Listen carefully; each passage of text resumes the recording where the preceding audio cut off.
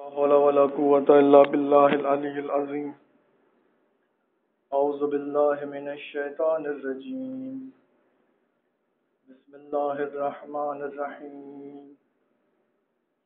الحمد لله رب العالمين، والصلاة والسلام على أشرف الأنبياء والمرسلين وعلى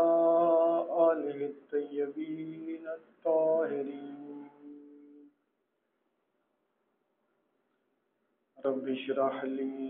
صدري ويسر لي أمري واحلل عقدة من لساني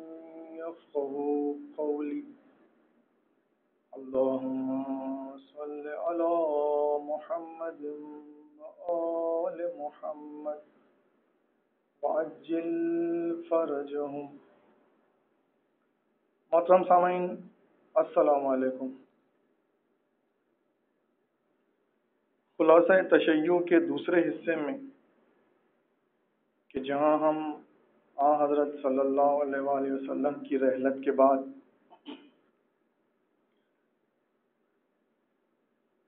کی جو واقعات ہیں ان کے متعلق گفتگو کر رہے ہیں، تو ہماری گفتگو سن 61 ہجری کے 10 محرم تک پہنچی تھی کہ جہاں پر امام حسین علیہ السلام کے دور امامت کا اختتام ہوا، اور 61 ہجری سے 94 ہجری کہ جو امام زین العابدین علیہ السلام کا دور امامت ہے، اس کے متعلق ہمیں اپنے سلسلہ بیان کو جاری کرنا ہے. لیکن اس سے پہلے جیسا کہ ہم نے بتایا کہ دو ضروری اہم موضوعات پر ہمیں گفتگو کرنا تھی، کہ جس میں سے ماتم کرنے کے متعلق ہماری گفتگو گزشتہ تقریر میں مکمل ہوئی. اب آج سے انشاءاللہ عاشور کے دن روزہ رکھنے کے متعلق ہم گفتگو کریں گے. تو عاشور کے دن روزہ رکھنے کے متعلق عالم اسلام میں اختلاف پایا جاتا ہے، اور اسلام کے دو بڑے اور مشہور فرقوں میں اس مسئلے کے متعلق اختلاف ہے. ہم شیعوں کے مطابق عاشور کے دن روزہ رکھنا حرام ہے، اور اہل سنت والجماعت حضرات کے مطابق عاشور کے دن روزہ رکھنا مستحب مؤکدہ ہے، یعنی ایک ایسا نفل روزہ ہے کہ جس کی بہت زیادہ تاکید کی گئی ہے اور بہت زیادہ اصرار کیا گیا ہے. مگر اس میں ایک بات تو حتمی اور یقینی ہے کہ اہل سنت والجماعت حضرات بھی اتنی زیادہ تاکید اور اصرار کے باوجود عاشور کے دن روزہ رکھنے کو فرض اور واجب ثابت نہ کر سکے، اور زیادہ سے زیادہ وہ جتنی بھی انہوں نے کوششیں کی،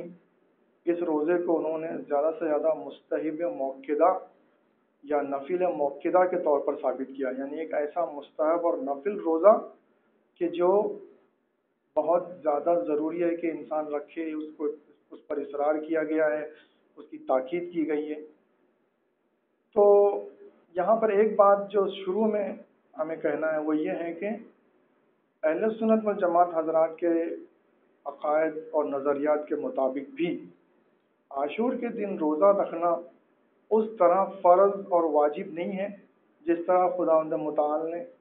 رمضان المبارک کے روزوں کو فرض اور واجب قرار دیا ہے. اچھا، اب فرض اور واجب یا مستحب اور نفل میں کیا فرق ہے، یہ تمام حضرات بخوبی جانتے ہیں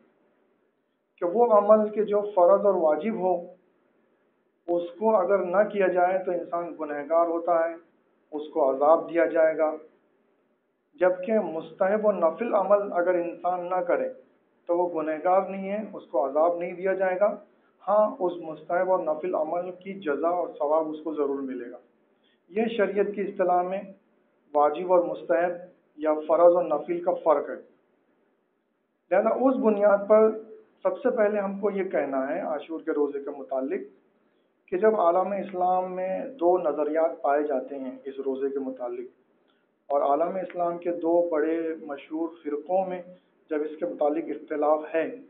اور ایک فرقہ اسے حرام اور دوسرا فرقہ اسے مستحب یا نفل قرار دے رہا ہے، تو ایک ایسے انسان کو کہ جس پر ان دونوں فرقوں یا ان دونوں نظریات کے متعلق اسے یقین نہیں ہے، وہ تذبذب میں مبتلا ہے، وہ مشکوک ہے کہ کون سا طریقہ صحیح ہے، کون سا نظریہ صحیح ہے، تو ایسا انسان جس پر ان دونوں میں سے کوئی ایک چیز ثابت نہیں ہے، تو اس کے لیے احتیاط کی راہ کیا ہے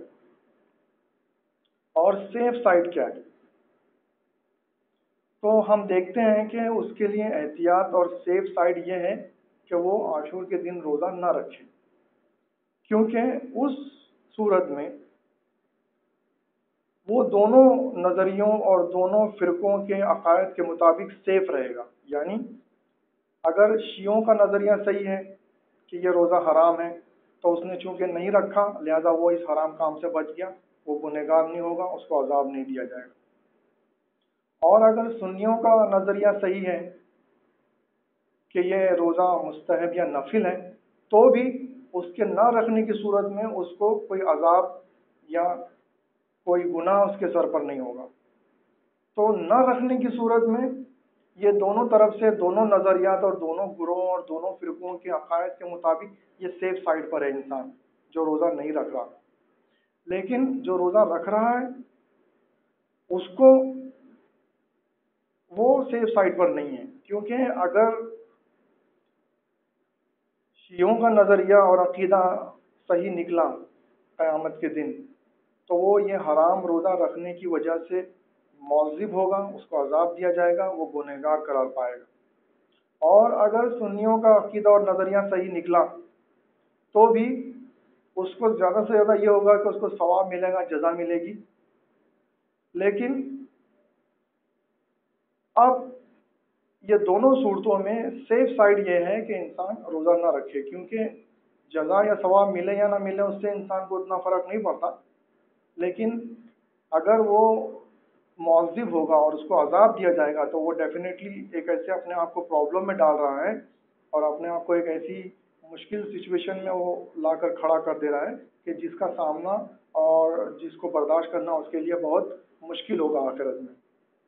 لہذا جیسا کہ عام طور پر شرعیت میں اور فقہ میں یہ اصطلاح استعمال کی جاتی ہے احتیاط واجب، احتیاط مستحب وغیرہ کی جو اصطلاحیں استعمال کی جاتی ہیں، اور احتیاط پر جو لوگ عمل کرتے ہیں تو وہ دراصل یہی ہے کہ جب ایک کسی ایسے مسئلے میں کہ جہاں پر ٹکراؤ ہو مختلف نظریات کا، مختلف روایات کا، مختلف احادیث کا،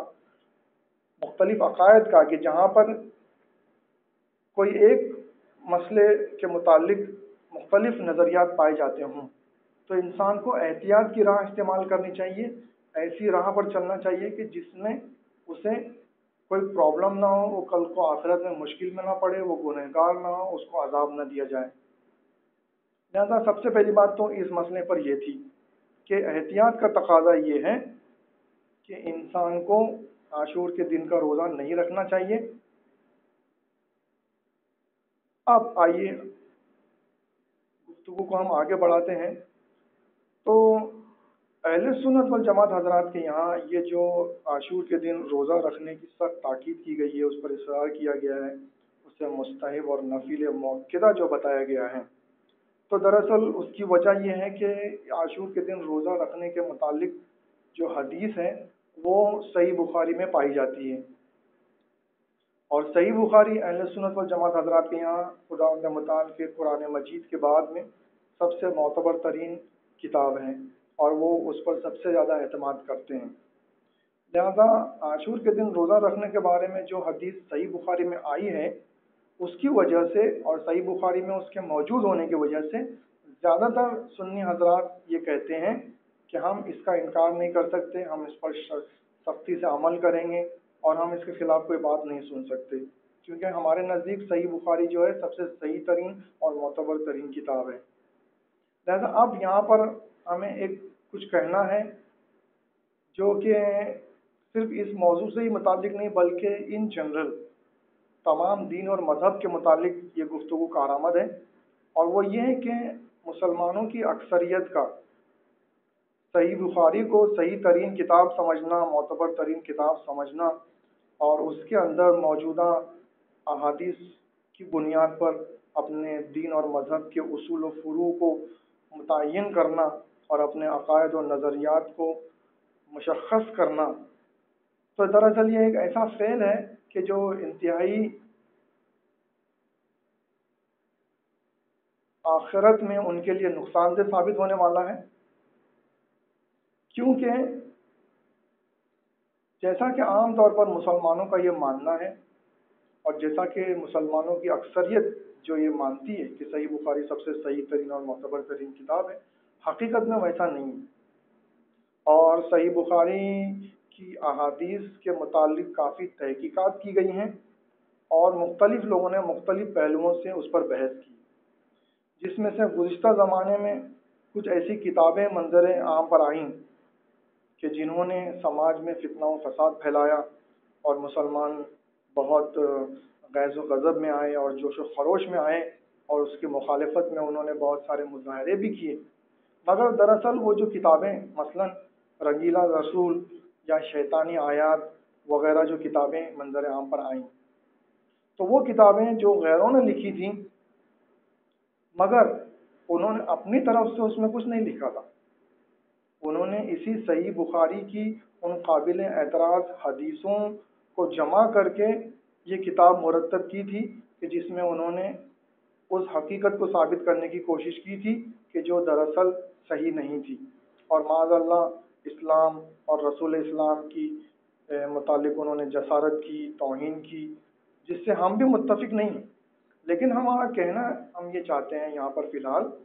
کہ یہ غیروں کو موقع کس نے دیا، اور غیروں کو یہ بنیاد کس نے فراہم کی کہ اس بنیاد پر وہ اس جسارت اور توہین کا محل تعمیر کرتے۔ ظاہر سی بات ہے انہوں نے جو لکھا وہ یہی صحیح بخاری کی حدیثوں کو جمع کر کے اس پر اپنے نظریات اور اپنے فکروں اور اپنے خیالات کا اظہار کیا، اور اس کو بنیاد بنا کر انہوں نے اعتراضات کیے اسلام پر اور رسول اسلام پر۔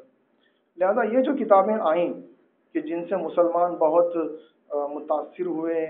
غیظ و غضب میں آئے، جوش و خروش میں آئے، نفرت اور بغض کا اظہار انہوں نے کیا، اس کی مخالفت کی،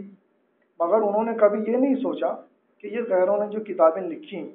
تو ان کو یہ مواد کس نے فراہم کیا، ان کو یہ بنیاد کہاں سے ملی۔ ظاہر سی بات ہے کہ یہ ان کی سب سے صحیح ترین اور معتبر ترین کتاب میں ہی انہیں مواد ملا اور وہ بنیادیں ملی کہ جس پر انہوں نے اپنی جسارت اور توہین کے محل تعمیر کی۔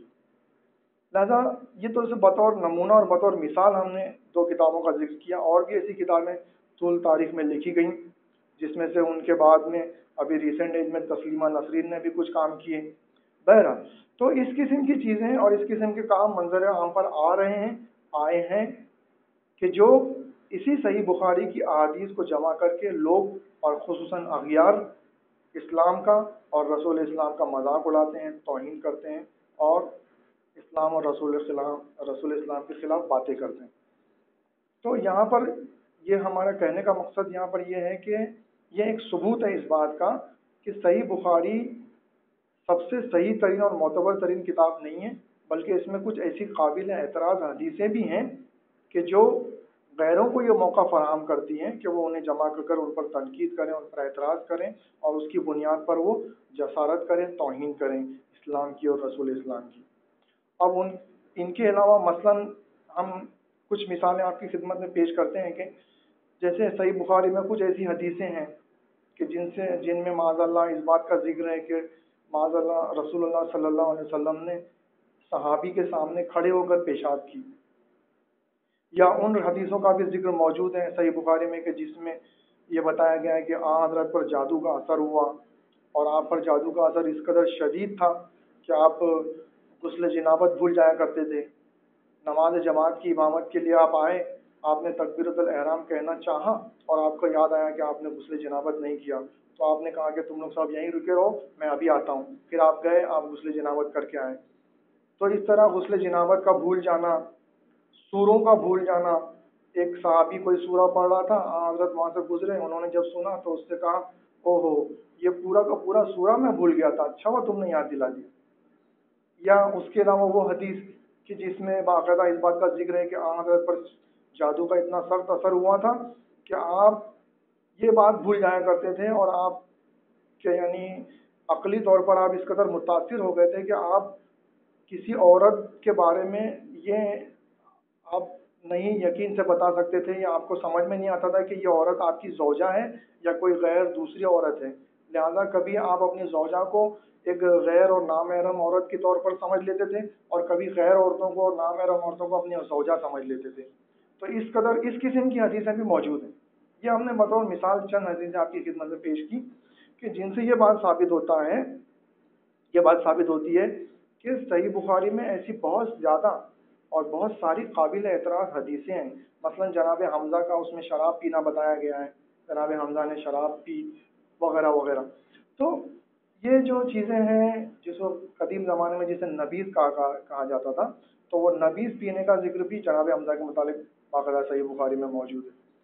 تو اس قسم کی جو حدیثیں ہیں جو یہ بات ثابت کرتی ہیں کہ یہ جو مسلمانوں نے یہ عام طور پر یہ مان لیا ہے اور لوگوں کو یہ منوانے کی جو کوشش کرتے ہیں کہ صحیح بخاری سب سے صحیح ترین اور معتبر ترین کتاب ہے، اور اس میں جو موجود ہے ہم اس پر آنکھ بند کر کے بے چوں چرا تسلیم کریں گے اور اسے مانیں گے، اور وہی مانیں گے جو اس میں لکھا ہوا ہے وغیرہ وغیرہ، یہ تمام چیزیں.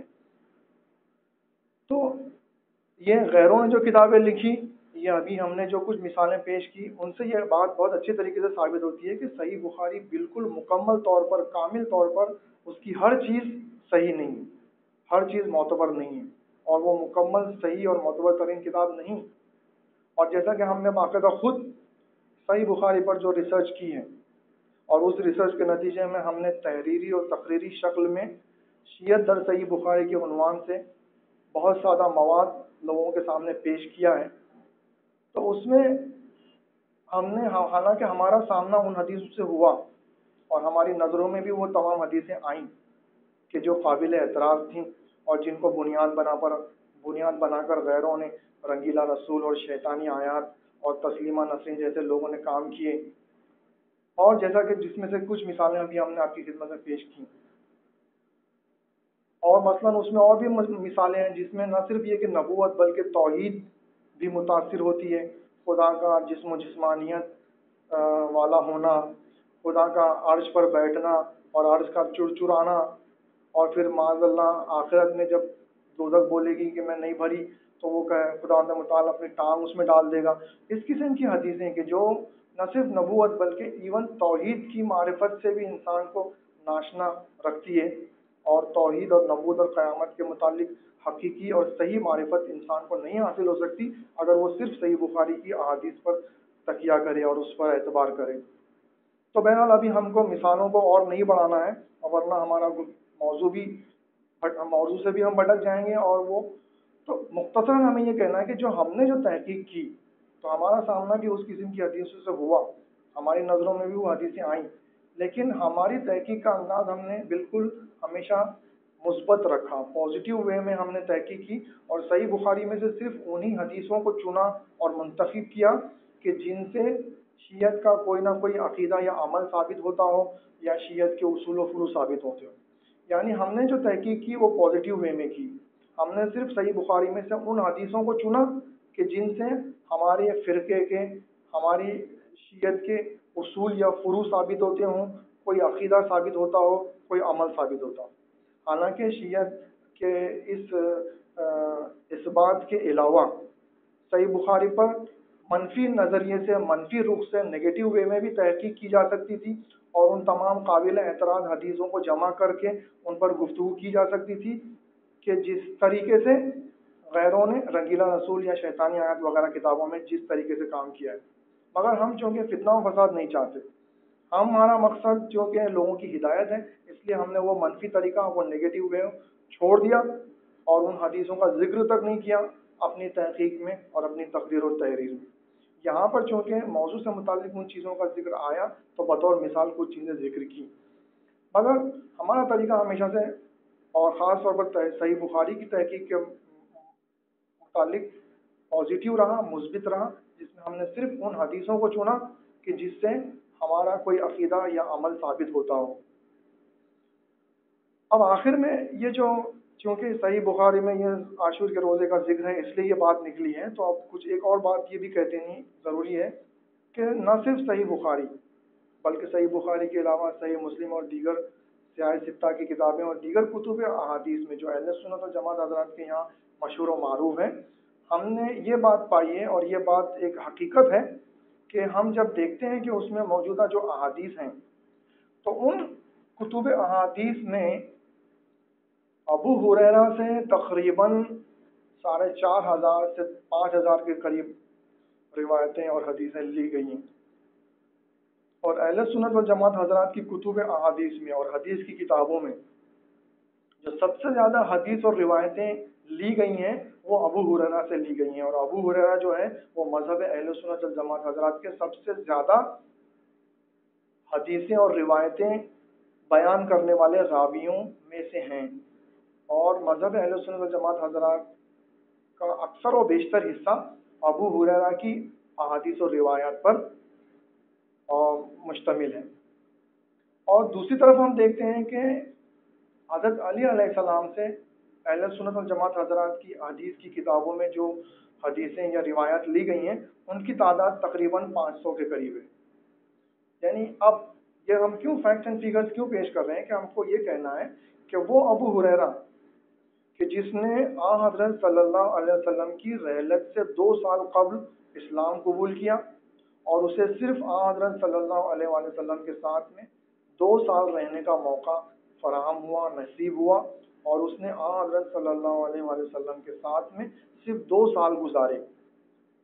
تو یہ ابو ہریرہ کہ جس نے حضور کے ساتھ میں صرف 2 سال گزارے، اور اس سے تو اہل سنت و جماعت حضرات کی کتب احادیث میں 5,000 کے قریب روایتیں موجود ہیں، اور وہ حضرت علی علیہ السلام کہ جنہوں نے پورا دور نبوت، پورا 23 سالہ دور نبوت کی ابتدا جو غار حرا میں ہوئی، جو اولین وحی نازل ہوئی کہ جب اقرا بسم ربک الذی خلق سورہ علق کی ابتدائی 5 آیتیں نازل ہوئی، پہلی وحی، پہلا نزول وحی جب ہوا غار حرا میں، اس وقت بھی حضرت علیہ السلام غار حرا میں موجود تھے۔ اس وقت سے لے کر حضرت صلی اللہ علیہ وآلہ وسلم کا آخری وقت، جب آپ نے آخری سانس لی، جب آپ نے دم توڑا، تو وہ حضرت علی علیہ السلام کی آغوش میں آپ نے دم توڑا۔ تو وہ حضرت علی علیہ السلام کہ جو اس دور نبوت کے 23 سالہ دور نبوت کی ابتدا سے لے کر انتہا تک مکمل 23 سال جو حضرت صلی اللہ علیہ وسلم کے ساتھ رہے، جنہوں نے اس نبوت و رسالت کی ابتدا سے انتہا تک ہر مرحلے کو مشاہدہ کیا، اور بقول ان کے جو خود جنہوں نے کہا کہ سلونی قبل ان تفقدونی، کہ پوچھ لو قبل اس کے کہ تم مجھے کھو دو، بخدا میں زمین کے راستوں سے زیادہ آسمان کے راستوں سے واقف ہوں، اور مجھ سے کتاب خدا کے بارے میں پوچھو کہ میں بخدا جانتا ہوں کہ کون سی آیت کب اتری، دن میں اتری یا رات میں اتری، زمین پر اتری یا پہاڑ پر اتری، خشکی میں اتری یا تری میں اتری۔ تو وہ علی علیہ السلام کہ جنہوں نے مکمل دور نبوت اور رسالت کی ابتدا سے انتہا تک مشاہدہ کیا، ساتھ رہے، اس حضرت علی علیہ السلام سے اہل سنت و جماعت حضرات کی احادیث کی کتابوں میں جو مکمل روایتیں موجود ہیں، ٹوٹل صحیح بخاری، مسلم اور سیاہ ستہ اور دیگر کتب احادیث میں جو مکمل کتب احادیث میں ٹوٹل جو روایتیں حضرت علیہ السلام سے لی گئی ہیں، ان کی تعداد صرف 500 ہے۔ تو ایک طرف حضرت علی علیہ السلام ہے کہ جنہوں نے مکمل دور نبوت و رسالت کے 23 سال کی ابتدا سے انتہا تک ہر چیز کا مشاہدہ کیا، ہر وقت آپ ساتھ رہے حضور کے، اور دوسری طرف ابو ہریرہ ہیں کہ جو انہوں نے آخری 2 سال حضرت کے ساتھ میں گزارے، اور حضرت صلی اللہ علیہ وسلم کی رحلت سے 2 سال قبل انہوں نے اسلام قبول کیا، اور وہ 2 سال انہوں نے ان کے ساتھ میں گزارے۔ تو اس ابو ہریرہ سے کتب احادیث میں 5,000 کے قریب روایتیں موجود ہیں، اور یہ حضرت علیہ السلام کہ جنہوں نے 23 سال مکمل طور پر مکمل دور نبوت اور رسالت حضرت صلی اللہ علیہ وسلم کے ساتھ میں گزارے، ان سے صرف 500۔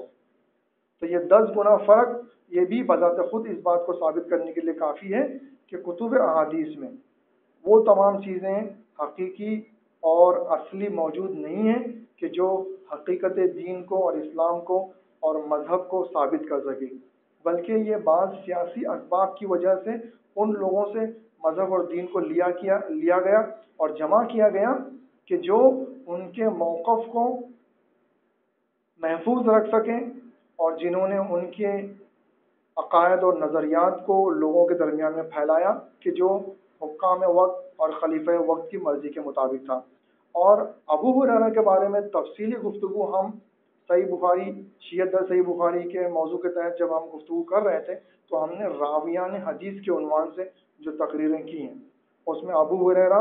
اور سفیان بن عینیہ اور دیگر لوگوں کا ذکر کیا ہے ہم نے، کہ جس میں خاص طور پر ابو ہریرہ کے متعلق تفصیلی گفتگو کی ہے اور خود صحیح بخاری کی حدیثوں سے کچھ ایسے حقائق کو ثابت کیا ہے کہ جن حضرات کو دلچسپی ہو وہ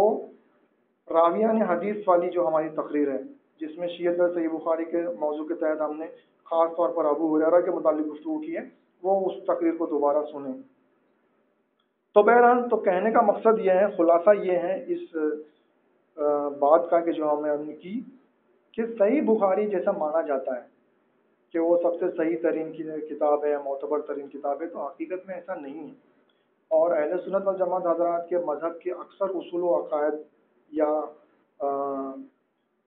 فروع و اعمال جو ہیں وہ جو کہ اس پر مبنی ہیں، تو انہیں اس بات کو ٹھنڈے دل سے غور کرنا چاہیے کہ وہ آیا وہ حق پر ہیں یا باطل پر ہیں، آیا وہ صحیح ہیں یا غلط ہیں۔ اور یہ بالکل اندھی اور آنکھ بند کر کے تقلید اور عقیدت رکھنا کسی بھی شے سے یہ صحیح نہیں ہے۔ انسان کو اپنی آنکھیں کھلی رکھنی چاہیے، دل اور دماغ کو کھلا رکھنا چاہیے، تحقیق کرنی چاہیے اور عقل اور منطق کی بنیاد پر پرکھنا چاہیے کہ آیا ہم جو مان رہے ہیں، ہم جو کر رہے ہیں وہ صحیح ہے یا غلط۔ تو چونکہ عاشور کے روزے کے متعلق صحیح بخاری میں وہ حدیث موجود ہے، اس لیے عام طور پر لوگ آنکھ بند کر کے بے چوں چاہوں اسے تسلیم کر لیتے ہیں، جبکہ حقیقت اور نہ صرف عاشور کے روزے کے متعلق بلکہ دیگر تمام اصول و فروع اور اہل سنت والجماعت حضرات کے مذہب کا اکثر و بیشتر حصہ اور ان کے عقائد و اعمال اور ان کے اصول و فروع اسی بنیاد پر عام طور پر عالم اسلام میں قبول کیے جاتے ہیں، مانے جاتے ہیں، اور صحیح بخاری کو وہ مقام عطا کیا جاتا ہے کہ جو حقیقت میں نہیں صحیح ہے۔ اور جیسا کہ ابھی ہم نے یہ اپنی مختصر سی گفتگو میں کچھ ایسی باتیں آپ کی خدمت میں پیش کی، کچھ دلائل، کچھ ثبوت فراہم کیے کہ جن سے یہ بات ثابت ہوتی ہے کہ واقعا ایسا نہیں ہے۔ اب آئیے یہ عاشور کے روزے کی حدیث کے بارے میں۔ یہ جو حدیث ہے کہ جو صحیح بخاری میں موجود ہے کہ جس میں باقاعدہ عاشور کے دن روزہ رکھنے کا ذکر ہے، تو جب ہم دیکھتے ہیں اور اس پر غور کرتے ہیں تو ہم یہ دیکھتے ہیں کہ یہ حدیث غیر عقلی و غیر منطقی ہے، کیونکہ صحیح بخاری میں جو حدیث موجود ہے کہ جس میں اس بات کا ذکر ہے کہ عاشور کے دن کے روزے کے بارے میں جو حدیث ہے اس کا خلاصہ یہ ہے کہ جب حضرت صلی اللہ علیہ وسلم مکے سے مدینہ تشریف لائے تو آپ نے دیکھا اور لوگوں نے دیکھا کہ وہاں پر جو یہودی حضرات، جو یہودی لوگ موجود تھے، وہ لوگ عاشور کے دن روزہ رکھا کرتے تھے۔ تو مسلمانوں نے جب اس کا ذکر حضرت سے کیا تو حضرت نے کہا کہ یہودیوں سے زیادہ ہم اولا ہیں، ہم موضوع و مناسب ہیں، اور یہ ہمارا حق ہے کہ ہم یہودیوں سے زیادہ ہم اس بات کے حقدار ہیں کہ عاشور کے دن روزہ رکھیں، لہذا آپ نے عاشور کے دن روزہ رکھنے کا حکم دیا۔ تو یہ جو حدیث ہے اس پر جب ہم غور کرتے ہیں تو ہم دیکھتے ہیں کہ یہ حدیث غیر عقلی اور غیر منطقی ثابت ہوتی ہے، اور شریعت اور دین اور مذہب اور اسلام کے فرائض اور اس کے احکام اور اس کے اصول و قواعد اگر یہودیوں کی پیروی میں اور ان کی نقل ہی میں متعین کیے جانا مقصود ہوتا، اور اگر یہ بات صحیح ہوتی اور یہودیوں کی پیروی ہی کرنا ہوتی، اور اگر یہ بنیاد بنا لی جائے کہ ہمارے دین اور مذہب اور ہمارے احکام و فرائض یہودی جو کرتے ہیں اس کو دیکھ کر ہم کریں گے، تو پھر پورا کا پورا اسلام، پورا کا پورا رسول اسلام کی شخصیت، یہ سب کچھ قلعدم ہو جائے گی اور ہم کو اسلام اور رسول اسلام سے ہاتھ دھونا پڑے گا اور دور سے سلام کرنا پڑے گا، کیونکہ یہودی مذہب کے مطابق نہ اسلام صحیح مذہب ہے، نہ حضور پاک صلی اللہ علیہ وسلم صحیح نبی و رسول ہیں، اور ان کے عقائد کے مطابق حضرت موسیٰ علیہ السلام کے بعد میں کوئی نبی نہیں ہے، وہ ایون حضرت عیسیٰ علیہ السلام کا بھی انکار کرتے ہیں، حضور پاک کا بھی انکار کرتے ہیں، اور اسلام اور عیسائیت جو موسویت کے بعد میں اور دین یہود کے بعد میں اور دین موسیٰ کے بعد میں جو بعد میں آئے اس کا وہ انکار کرتے ہیں۔ تو اس بنیاد پر پھر اگر ان مسلمانوں کو صرف یہود کی پیروی میں ہی عاشور کا روزہ رکھنا ہے تو صرف یہیں پہ مت رکیں، وہ یہود کی پیروی میں ہر چیز کریں کہ جو یہودی کرتے ہیں، اور آخرکار اسلام اور رسول اسلام کا بھی انکار کر دیں۔ تو یہ اس بنیاد پر یہ جو حدیث ہے غیر منطقی اور غیر عقلی نظر آتی ہے کہ یہ نہیں ہو سکتا کہ اسلام اور رسول اسلام یہودیوں کی پیروی میں دین اور مذہب کے احکام و فرائض کو متعین کرے۔ اچھا، اس مشکوک اور وضعی اور گڑھی اور جھوٹی حدیث کے مقابلے میں کچھ ایسی صحیح اور متفق علیہ احادیث ہیں کہ جن میں ہمیں اس کے برخلاف منظر نظر آتا ہے، اور اس کے برخلاف اور اس کے مخالف اور اس کے اپوزٹ بات ہم پر ثابت ہوتی ہے۔ اور وہ کیا ہے؟ وہ یہ ہے کہ عام طور پر دیگر احادیث میں کہ جس پر کوئی اعتراض نہیں کیا جا سکتا، جو مشکوک نہیں ہیں، جو متفق علیہ ہیں، صحیح احادیث میں ہم یہ دیکھتے ہیں کہ عام طور پر یہودیوں سے اور دیگر اہل کتاب سے اور کفار و مشرکین سے ہم کو مسلمانوں کو مشابہت اختیار کرنے سے منع کیا گیا ہے، اور ان کی پیروی اور ان کی راہوں پر چلنے سے روکا گیا ہے، جس میں سے سب سے بہترین مثال حکم خضاب ہے۔ حکم خضاب یعنی جب انسان بوڑھا ہو جاتا ہے، اس کے بال سفید ہو جاتے ہیں تو وہ اسے کالا کرے، خضاب لگا کر کے کالا کرے یا مہندی لگا کر لال کرے اس کو، یعنی وہ سفید بالوں کو رنگ کو بدلنا۔ تو یہ جو حکم خضاب جو اسلام میں موجود ہے، تو اس کی بنیاد ہی یہودیوں کی مخالفت ہے، اور باقاعدہ صریح الفاظ میں حضرت صلی اللہ علیہ وسلم نے کہا کہ اے مسلمانوں، تم لوگ یہودیوں کی مشابہت مت اختیار کرو، یہودیوں کی طرح مت رہو۔ وہ لوگ بڑھاپے میں اپنے بالوں کو سفید ہی رہنے دیتے ہیں، تو تم ان کے برخلاف ان کی مخالفت میں اپنے بالوں کو خضاب لگایا کرو، اور اپنے سفید بالوں کو خضاب کے ذریعے کالے رنگ میں یا مہندی کے ذریعے لال رنگ میں بدل دو، اور جیسا کہ آج کے جدید دور میں جسے ڈائی کرنا کہتے ہیں۔ تو یہ حکم خضاب جو ہے یہ صرف ایک مثال ہے، اور اس قسم کی مثالیں کفار و مشرکین، اہل کتاب، نصارہ اور یہود کی مشابہت سے ممانعت کے متعلق جو احادیث اور روایات آئی ہیں وہ بہت زیادہ ہیں، اور ان میں یہ حکم خضاب کے علاوہ اور ایسے دیگر مسائل بھی ہیں کہ جن میں ان کی پیروی کرنے، ان کے طریقے پر چلنے، ان کی مشابہت اختیار کرنے اور ان کی طرح رہنے سہنے سے منع کیا گیا ہے۔ تو اس بنیاد پر بھی یہ جو عاشور کے دن کا روزہ ہے کہ جس کا ذکر حدیث میں آیا صحیح بخاری کی، اور صحیح بخاری کی اس حدیث میں یہ جو ذکر ہے کہ یہود کی پیروی میں، یہود کی نقل میں، یہودیوں کی طرح، کیونکہ یہودی لوگ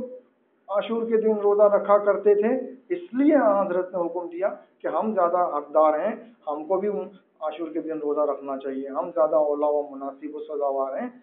یہ ہمارا زیادہ حق ہے کہ ہم عاشور کے دن روزہ رکھیں۔ تو انہوں نے حکم دیا۔ تو یہ بالکل غیر منطقی اور غیر عقلی بات ثابت ہو رہی ہے، جیسا کہ ہم نے ابھی اس کا ذکر کیا۔ لہذا سامعین کرام، یہ تو عاشور کے دن کے روزے کے متعلق ابھی ہماری گفتگو مکمل نہیں ہوئی ہے، اور ابھی بہت ساری باتیں کہنا ہے، مختلف پہلوؤں سے ہم اپنی گفتگو کو جاری رکھیں گے۔ تو ابھی تک ہم نے مختلف بنیادوں پر گفتگو کی، لیکن آئندہ انشاءاللہ ابھی اور کچھ کہنا ہے اس کے متعلق، جو کہ آئندہ تقریر میں انشاءاللہ سلسلہ بیان کو جاری رکھا جائے گا۔ آج کی تقریر یہیں ختم کی جا رہی ہے۔ وما علینا الا البلاغ المبین، والحمد للہ رب العالمین، والسلام علیکم ورحمۃ اللہ وبرکاتہ۔